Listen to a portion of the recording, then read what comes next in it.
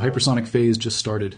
Everything you've watched until now, the carrier group retreating, the THAAD radar destroyed, the Patriot batteries cut in half, the cluster missiles over Tel Aviv, the oil refineries burning across the Gulf, all of that was Iran clearing the path. The path is now clear. Iran has just launched the Fateh hypersonic missile. And if those words don't immediately tell you why, the next 72 hours are the most dangerous in this conflict.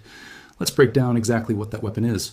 Because once you understand the physics, you'll understand why every defense contractor, every Pentagon general, and every Israeli military commander is sitting in an emergency meeting right now with no good options on the table.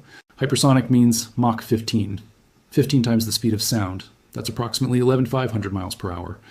A conventional ballistic missile travels at roughly Mach 5 to 7 on its descent. America's Patriot interceptors were engineered to hit those speeds. The THAAD system was built around that threat profile. Iran's campaign had 3 phases. Phase 1, deplete American interceptor stockpiles using cheap weapons. Accomplished. Phase 2, destroy the radar and early warning systems that give those interceptors their targeting data. Accomplished. 25 to 30% of American early warning infrastructure is gone, and half of all Patriot systems in the region are destroyed. Phase 3, once American defenses are blind, depleted, and degraded. Deploy the weapons that couldn't have been stopped even at full American defensive capacity. That's today. Phase 3 is today. Israel's Iron Dome is operating at roughly 50% effectiveness. America's ground-based defense systems in the Gulf are at close to 0 effectiveness. The radar systems that would guide interceptors toward incoming threats are offline or destroyed. And into that gap, into the specific window Iran spent weeks methodically creating, the Fateh hypersonic missile is now flying. The 100-foot deep reinforced concrete bunkers that Israeli military leadership retreated to when conventional missile threats became unbearable? Iran has stated clearly those bunkers are now targeted. Hypersonic warheads, with the penetration capability of the weapons now in the air, don't stop at 100 feet of concrete. The engineering math on bunker busting at hypersonic velocities is not favorable to the people inside the bunker. And here's the detail that should make every American taxpayer genuinely furious. Iran just hit an Amazon data center in the Gulf. Not a military target, not a weapons depot.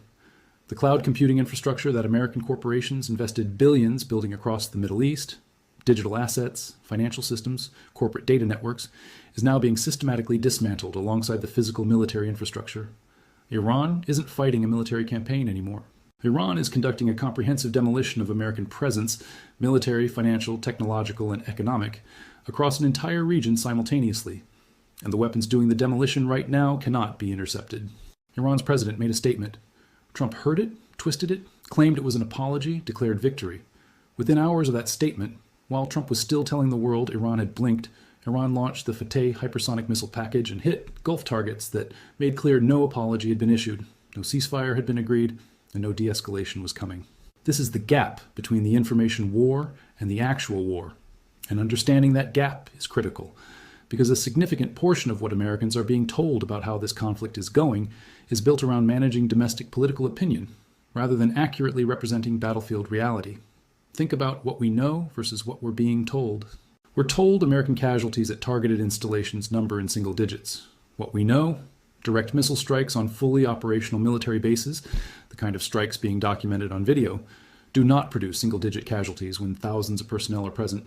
The physics don't allow it. Soldiers on those bases know the real numbers. The people treating the wounded know the real numbers. Journalists trying to access those facilities are being blocked because the real numbers end the political cover story. We're told Iran's missile capability is being degraded. What we know, Iran just deployed hypersonic weapons it was specifically reserving for this phase, indicating the campaign is proceeding on Iran's timeline, not being disrupted by American or Israeli countermeasures. We're told Israel has destroyed 60% of Iranian missile infrastructure.